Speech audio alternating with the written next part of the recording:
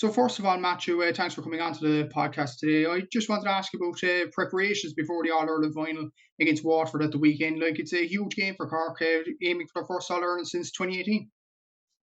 Yeah, it's a massive occasion. Look, I suppose we got a lot of the kind of that has to do things out of the way early, like tickets and stuff like that. Like so, look, I'm very lucky. Like Marion McCarthy and Jennifer Megan did a majority of that for me. So all that kind of stuff is out of the way. Like we're just headlong into the game. Look, they've beaten us already. They're after a great campaign. I think they're going to have to be beaten once all year. So like we've a massive task against us. Like so we're looking forward to it. Like it's a third year in a row back in the final. Like but we've nothing to show for it for the last two. Like I suppose in general, like going in as favourites, that's like a big incentive for Cork going into the final this Sunday. Like Waterford are going for the first All Ireland ever. You're going for your 29th All Ireland in overall. So like, does that add a bit of pressure to the team that they're going in as favourites? not at all. 'Cause, look, that's only talk. That's outside of our dressing room. Like so, like we've no talk like that. The last two games we've gone in as underdogs, and we took no notice of that either. Like we didn't use it as an incentive either. Look, we're too long in the tooth now for that. We have a lot of experience going up there, so look, we know there's a massive task ahead of us. Like like it's a massive opportunity for Waterford. And look, we were under fierce pressure last year against Windy Ireland semi-final, so we're under no illusion what's ahead of us. Like the favourite tags, that's only a kind of immediate thing. We'll be honest, we take no notice, but we just like we're keen into is just getting a decent performance, and we're after doing that for the last few games. We've been under pressure, I suppose, since we got beaten by Galway in the All Ireland series. We've been under pressure every game, so look, this is no different. Like obviously it's on more of a national scale now when it's been an All Ireland final, but it's the same amount of pressure on us. Like, and thank God the players seem to relish it. We talk about pressure games there, and ever since really the Galway game and the first All Ireland game in general, where you lost 112 to 12 points up in Pearse Stadium, like you've mentioned it on interviews before that you've been in pressure cooker situations throughout the championship, really against Down, against Clare, then Kilkenny in the quarterfinal, then Galway in the semi-final. Do you think that kind of stands to the players going into the final? Absolutely, it has to. Like as I say, like even Down, like on paper we should be beaten Down, and I'm not being disrespectful to Down, like but like we should be beaten Down, but like we were in the hardest going into that game because we knew it was do or die, and at the time, I suppose confidence was a small bit low, and we were still down a few players with the dual stuff and injuries, and like they stood up and relished it, and I think it was really kind of the second half of that Down game. We've kicked on our season because of it. Because look, Clare was a massive pressure job, and they were only after being beaten by Galway by a goal, and like we had them put away by half time, which was huge because like Clare are a fine tough team, like and we put them away. And as you said, then Kilkenny and Galway, they're obvious enough. But look, the confidence is there definitely. Like we're kind of coming right at the right time. But the fact we beat Kilkenny and Galway, I suppose you win the two top teams in it. It means nothing unless we get it over the line next week. Like. And you look at even the game against Galway, which impressed most people, definitely in fairness, the shooting from Cork. Like you mentioned earlier on the season, that the shooting accuracy needs to be between 60 and 70%. That's a minimum. Cork managed 78% in the semi-final. That was a huge improvement, really. Only 4 misses, one wide in total. So that was a brilliant performance by forwards, to be fair, against Galway in the semi-final. Yeah, absolutely. Yeah, it has been our crux. Like like the league final and the game against Galway, the shooting was shocking. Like, and the players know it themselves as well. Like, you have to give credit out to Liam Cronin, German, and Teddy and all the lads, all the coaches. Like, we've put a ferocious amount of work into it. Like, just steadying them up. I suppose the main thing we were looking at the start of the year is create chances, and we would have been confident enough that if we created chances, we'd take advantage of them. But like, obviously we didn't. But we knew. People I suppose outside the four walls of our dressing room were panicking. We weren't panicking. We just knew it was only a matter of time getting it right. And look, it was a massive improvement last week, especially in the second half. Our conversion rate was excellent in the second half against Galway when we were really under pressure. And it's going to have to be something similar now for the final as well. And another thing as well that impressed a lot of people was the defence against Galway. In fairness, like he won 41 turnovers compared to Galway's 36. Galway only scored 5 scores from play overall. So that was an incredible achievement as well. Laura Tracy at the back there was very good. Saoirse McCarthy, obviously, in midfield was very good. Libby Coppinger at full back. So the defence definitely played their part in the semi final too. The defensive being our rock all year. Like, you know, like if you got a score against us, like you earn it, in fairness to them. Like, and even in the conditions now, you'd be kind of weird about slipping around that, and we'd be left in for a goal. And we gave away 2 goals, and look, we were lucky they hit a crossbar for another one. But they really steadied up. You know, Maeve Callan were back in the corner, and when Laura Hayes came on as well, she drove on the team as well in a major way. Like, and look, we're lucky. I know the first talk about our bench and all that, but we're lucky that, you know, the players came back at the right time. But also, when those players were out, like I think at one stage we were down to 16 players for injuries. Other players that probably wouldn't have got an opportunity took an opportunity, and like we have fierce fighting at the moment for the first 15, but also for the first 20, which is, you know, it's a dream. Like, you know, because even we're talking now about the final, picking the team is very, very hard, and, you know, and that's a good complaint to have. You mentioned the good complaint to have, and you mentioned that Laura Hayes came back as well. Like all the players coming back in general this season, you look at Ashling Thompson or Cronin coming back from injury as well as Zara, of course. Then you have the dual stars like Hannah Looney and Libby Coppinger and Aoife Healy and Laura Callan, to be fair, are playing at the weekend as well and are fully focused on the final this weekend as well. So to have a full squad available to you and you use 5 subs against Galway as well, that must be brilliant going to the final against Waterford as well.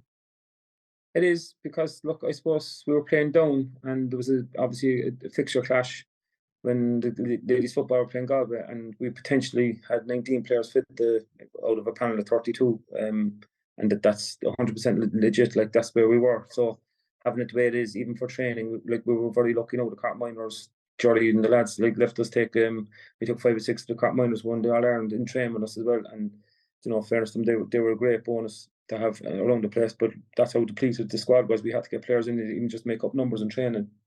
So, but all these players back now again, it is great. And, you know, look, it just puts a spring in your step when everyone's out there fighting for competition. Like, they have a great camaraderie. Like, but there's a fierce, you know, fight there as well for our positions. Take it back to the group stage for a minute there. Like, even between April and June in all competitions, Cork lost 4 games in a row after a good run in the league. Then you win that game against Down. Like, even in that 4-game spell, 3 against Galway and 1 against Waterford and Munster, were you kind of worried about the team's form in a way? Take it back to that few months in general. Yeah, I suppose the results were disappointing. There's no question about that. Like, but we never lost faith, and it was like, you know, we had a few wars after a few of the matches, like, but with effort and all that. Like, but we, like, you know, I suppose we've done it before. We did it last year. Like, we went off, shooting the lights out early in the year, and by the time the end of the year, like, I know we got to an Ireland final, but we weren't as kind of, I suppose, effective at the end of the year. Like we never panicked. Like, we were, like, you know, there was people panicking around us, but like, we just said, look, judge us in August, don't judge us in April. Like, and you know, the players really, you know, when we didn't panic, the players kind of didn't panic either. Like, you know, as I say, we were under fierce pressure to get results because we knew, but, you know, there was no major panic there like that. We knew that what the quality of the squad is, and you know, the players we have, like, they're tremendous players. And we knew kind of if we could get over a couple of weeks that the players would start tripping back in eventually. Like, and you know, they have done. And even though the players probably weren't available for our selection because of the injury they had, like, we still had Ashling Thompson back training. Like, and you know, she demands the best outsider. Like, Laura Tracy's the same.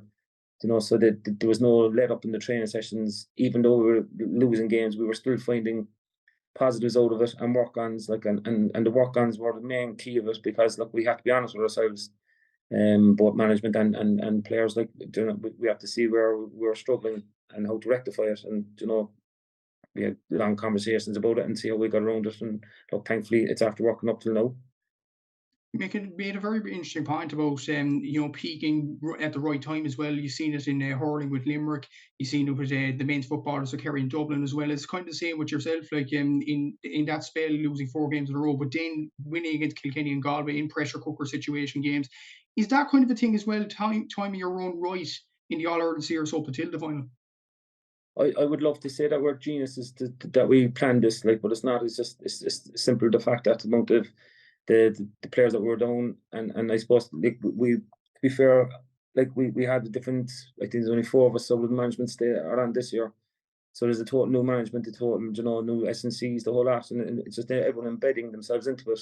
Like, we got off to a great start in the league, as you say, but as the time went on, it was just about embedding our system into the, you know, the players, and just a matter of getting used to it. And we did with ferocious amount of video analysis on it, and just showing them where we were slipping up, and just trying to rectify that, and trying to perfect it to a big degree, like, and look, we seem to be kind of getting on top of the new system, and with the players around us as well, and players putting under pressure.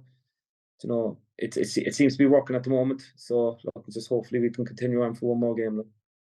Obviously, there's a lot of West Cork involvement going to the final on Sunday, but one that's really stood out from Cork Rovers is Saoirse McCarthy. Got a player of the match in the semi-final against Galway. She's been immense all season from midfield. Obviously, played wing back last year and was very good as well. So, like, what sort of influence has she had on the team in general? And she seems to be enjoying her camogie at the moment in general, because she's on brilliant form. She is. She's yeah. She came back from a great year last year, and she had a great year with MTU as well. And look, she's a different kind of a character altogether. Like, she's very fierce, bubbly, and always messing up for the laugh. Like, but when it comes to the job to be done, she's excellent. Like, we've played her wing back, we played her in midfield, we played wing forward, and we actually played her on the edge of the D as well.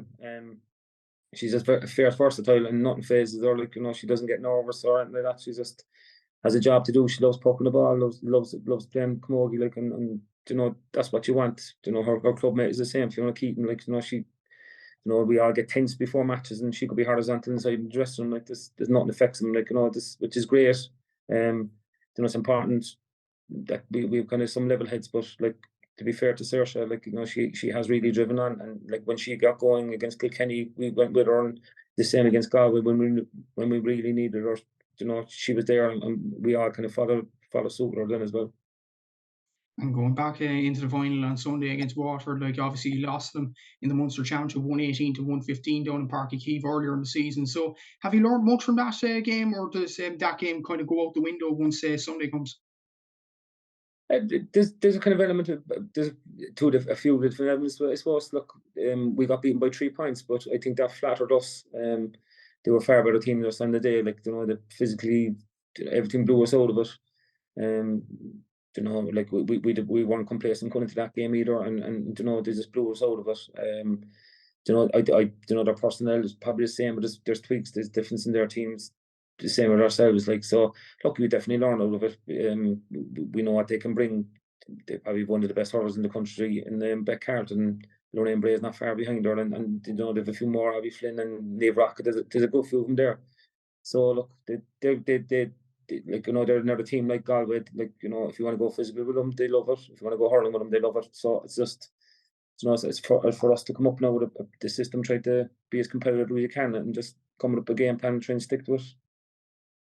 And just a final question, like, in fairness, like, it's your third All-Ireland final in a row. Cork experience at this level, Waterford haven't reached it since 1945. It's kind of a novel situation for them. But your players will be more experienced going to the final. Is that kind of a factor over Waterford in general? Again, like, you can look at it both ways. Definitely, we're used to it. This is our 5th national title or national final in a row.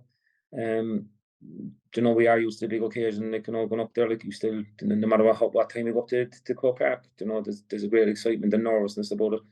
But, like, I suppose they're going to bring, like, an unbelievable hunger, like, the first time in 70-something years, and I heard a few interviews there, like, they have to treat it like it might be their last time. So, like, that's a massive incentive for them coming up here, like. But I think we've 32 on the panel, and we've a couple of lads who were injured to make up the 32.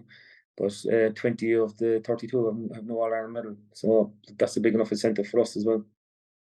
Yeah, definitely so. And the whole of Cork will be cheering on Sunday. Matthew, thanks for your time on the Star Sport podcast here, and best of luck on Sunday for the All-Ireland final. And the whole Cork and the whole of West Cork in general will be cheering you on. Thanks very much. I appreciate that.